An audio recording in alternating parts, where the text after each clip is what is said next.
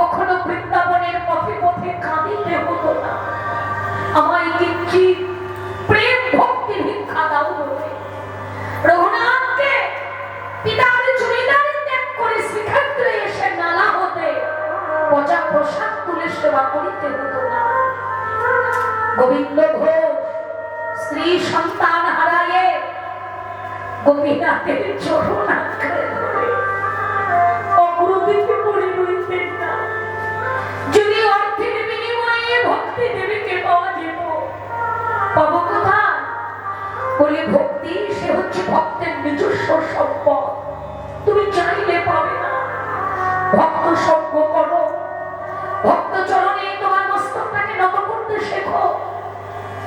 নিশ্চয় ভক্তের পরশে যেদিন পাবে, ভক্ত যেদিন তোমায় নিশ্চিত ভক্তি দান করবে, সেই দিন তুমি ভক্তি দেবীকে অন্তরে পাবে, তার আগে নয়। ভগবানের চরণে কত কিছু দিবে বলে ভজনের শ্রেষ্ঠ জন্ম লাভ করেছ, তুমি ভুলে গেছো। ভাগবত তোমাকে স্মরণ করিয়ে দিচ্ছে, তাই শোনো। দেবার মতো যদি না থাকে কিছু দিও না, তবু যদি প্রাণী কাঁদে আমি আমার গৌর গোবিন্দ চরণে কিছু দিতে চাই।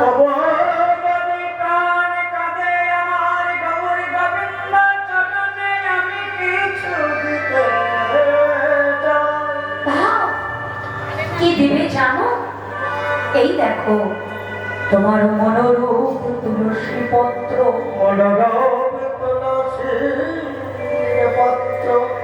আমার ভক্তির স্বরূপ একই গণ্ডূষ গঙ্গা জলের পরিবর্তে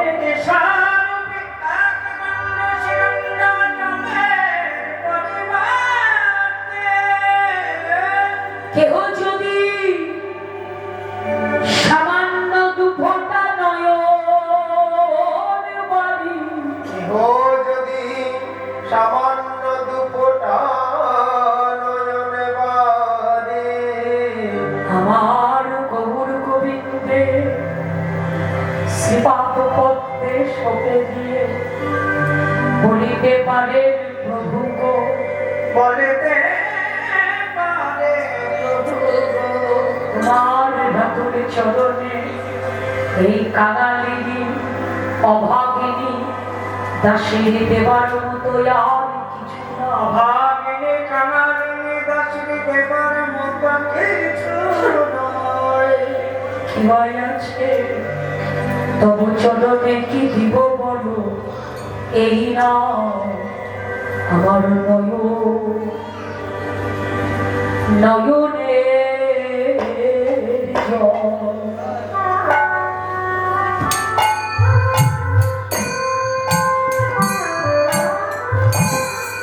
এরা তোমার চরণে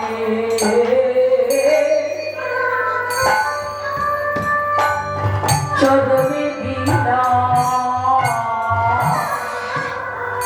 আমার নয়নে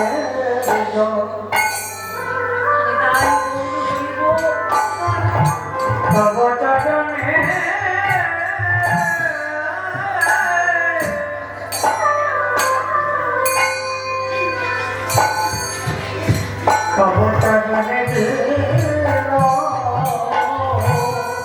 আমার দেবার মতো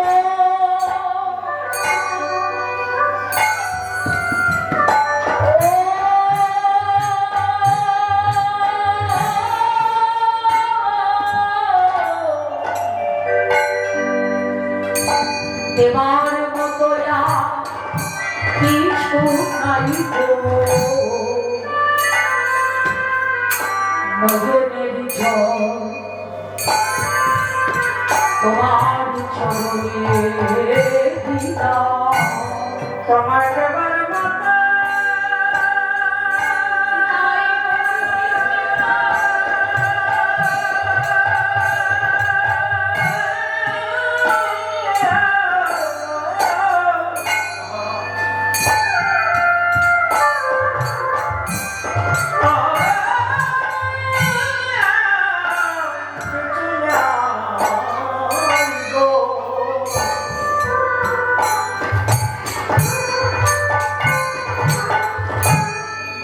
তব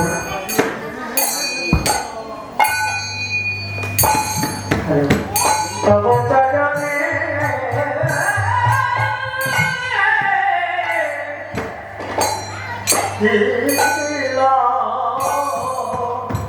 প্রভু গোদেবা হরিহত চিন্তনকে ডেকে ডেকে বললেন, শোনো, তোমাদেরকে আমি আদেশ করছি, শুদ্ধ ভক্তির গোবর্ধন ভক্তির তীরে ধারণ করে তোমরা তার পূজা করো। নিতাই গৌর হরি বল।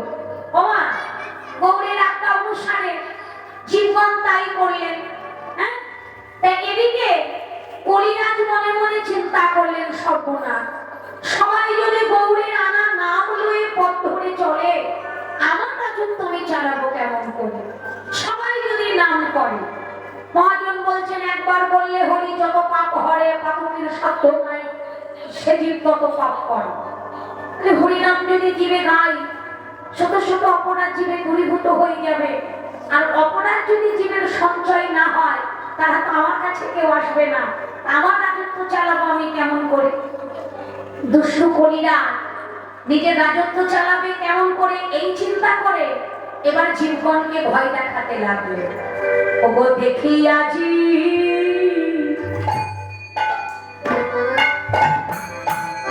শিবের প্রতি আর কলি যুগ সুরপতি দেখে আনে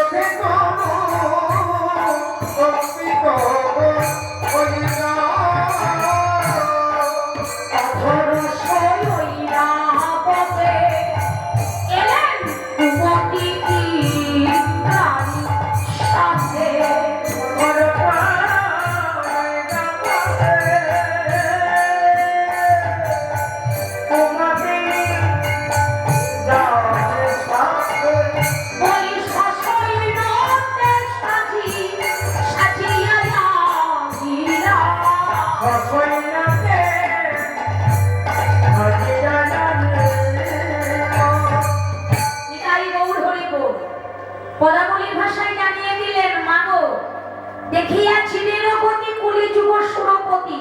হ্যাঁ, কলিরাজ এই জীবের গতি দর্শন করে সবাই যখন মহাপ্রভুর আনা নাম লয়ে হরি বল হরি বল হরি বল বলে পথে পথে নামকে সার করে চলেছে, কলিরাজ চিন্তা করলেন, সর্বনাশ, তার আমার রাজত্ব চলবে না। সবাই যদি নামের গুণে তরে যায়, পাপ করব না করলে আমার কাছে আসবে না, আমার রাজত্ব চলবে না। তো জীবনকে ভয় দেখাতে হবে। হ্যাঁ, তাই জীবের গতি দর্শন করে দুষ্ট কলিরাজ মনে মনে চিন্তা করলেন, কি করা যায়, কি করা যায়। অধরশয় ঐরাবতে কুমুদি ইন্দ্রাণীর সাথে সসৈন্যদের সাজিয়া আইলা। আর সৈন্য সামন্ত লয়ে কমাইরা দুষ্ট কলিরাজের জীবকে সাজা দিতে। এবার কলিরাজের সৈন্য কারা বাবা, একবার ভালো করে শোনো। জানো অমাইরা, কলিরাজের সৈন্য হরিবল কারা, একবার ভালো করে শোনো। সেই সৈন্য নিয়ে এবার জীবগণকে সাজা দিচ্ছেন বা ভয় দেখাচ্ছে। কে কাকে কাকে সঙ্গে লয়ে এলো? ওগো কাম মেঘ পরিসরে রোধের পছন্দ মনে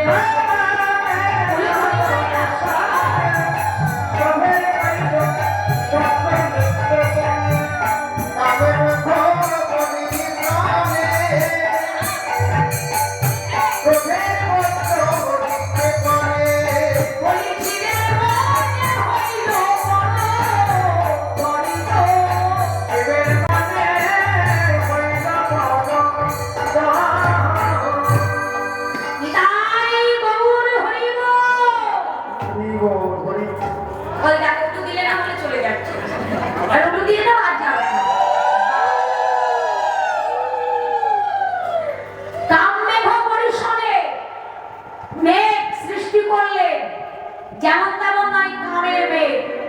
আর ক্রোধ, সেই ক্রোধকে বজ্রের সঙ্গে তুলনা করা হলো। মেঘ হলেই তো বজ্রপাত হয়, মেঘের গর্জন শুনেছ না? মেঘ হলেই বজ্রপাত হয়, গর্জন কি?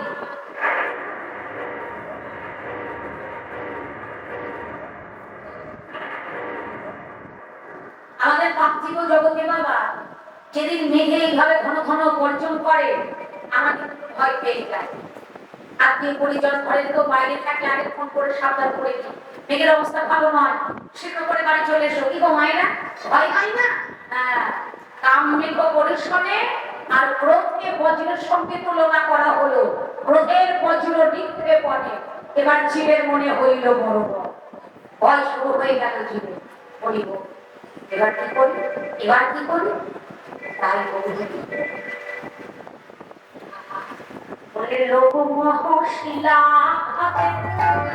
লোক আর মোহের শিলা। মাঝে মাঝে মেঘ হলে মেঘের গর্জন হয়, তারপরে শিল পড়ে, শিলা বৃষ্টি বলি আমরা, বড় বড় শিল পড়ে।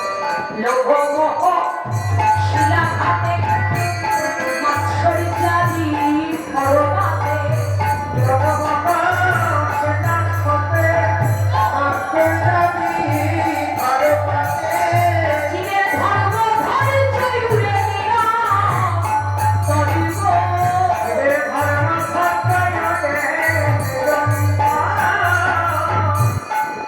ওই দেখো সবাই ভয়ে ভীত কোনো, সবাই ভয়ে ভীত, সবাই ভীত হলো, ভীত হলো কইরাছে সকলে দেখো সবাই ভীত হলো কইরাছে, এই হইল সবাই ভীত হলো ধর্ম পরিচয় উড়ে নিরন্তর।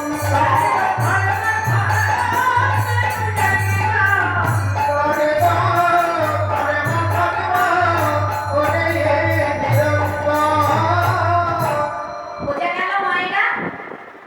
কাম, ক্রোধ, লোভ, মদ, মোহ, মাৎসর্য, এই যে ছটি রিপু, এই ছটি রিপুকে দিয়ে বলিরাজ এই জীবগণকে সাজা দিচ্ছে। এটাই গৌর হরিব।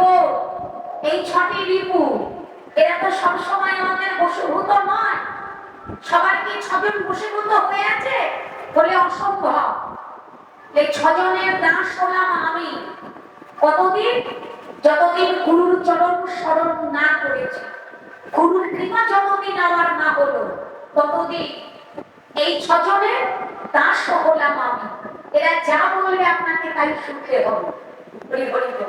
আপনি লোভের দাস, আপনি কামের দাস, এরা যা বলবে তাই আপনাকে শুনতে হবে। কিন্তু এদের দাস হলে আপনার তেমন সার্থক হবে না, ভজন হবে না। ভজন করতে গেলে এই ছয়জনকে আগে তুমি তোমার দাস করো। যেদিন এই ছজন তোমার দাস হবে, জানবে সেদিন তোমার ভজনটা সার্থক হবে। এটাই গৌর হরিব। এই ছজন তোমার দাস কেমনে হবে? বলে এর জন্য গুরু কৃপা আর যত পারো নামকে স্মরণ করো, নাম করো, নামের দ্বারা এরা যদি বশীভূত হয়। এই ছজনকে দিয়ে বলিরা জীবগণকে সাজা দিচ্ছে।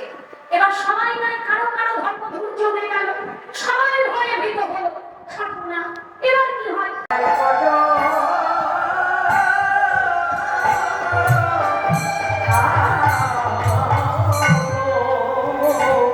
তোমার জনর ছাড়া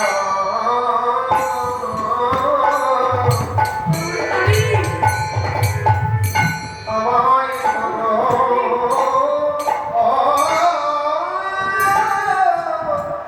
করুণা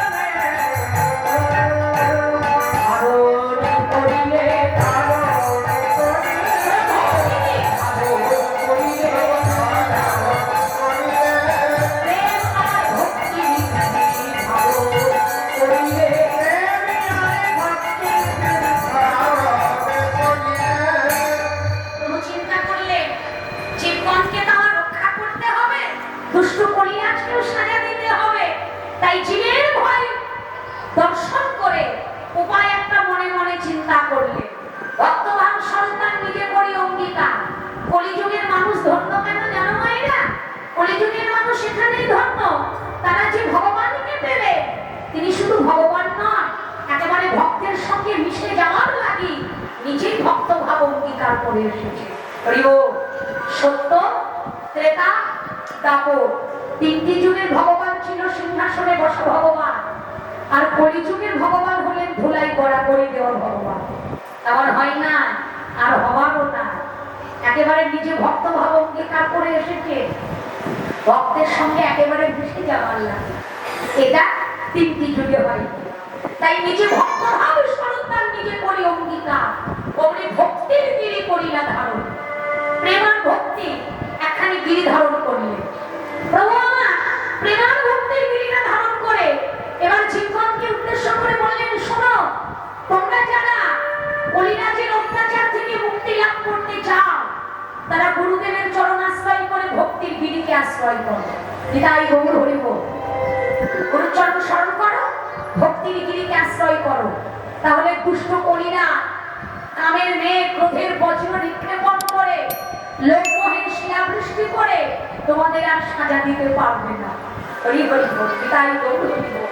তোমরা ভক্তির গিরিকে আশ্রয় করো। এইবার গোতা হলোয়া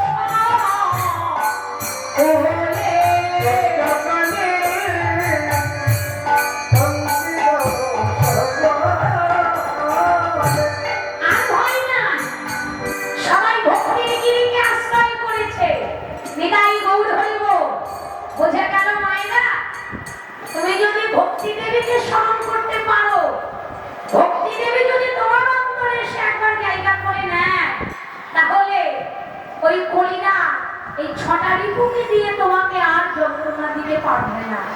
তাহারও আশ্রয় লোক, পাশরিল দুঃখ শোক, দুষ্ট কলি ভয় খণ্ডিল সকলে।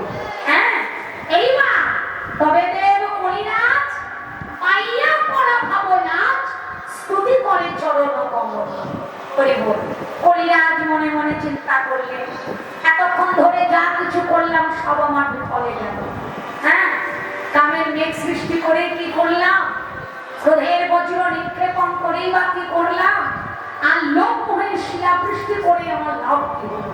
হ্যাঁ, চিত্ত ভক্তি গিরিকে আশ্রয় করে আমার ভয় আর ওদের নাই, ভক্তি দেবীকে আশ্রয় করে ওরা বসে আছে, আমার ভয় নাই।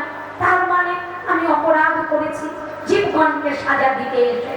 এইবার পাইয়া পড়া ভাবলা তুমি স্তুতি করে চরণ কমল ছুটে এলেন গৌরাঙ্গের চরণ তলে, দুটির চরণ জড়িয়ে ধরেছে। তুমি তো পতিত পাবো, পতিত পাবো নাম ধরে তুমি নবদ্বীপে এসেছ। আমি পতিত, তোমার ওই চরণের স্মরণ নিলাম। হ্যাঁ, আমার চরণ ছাড়া করো না। এই বলে অপরাধ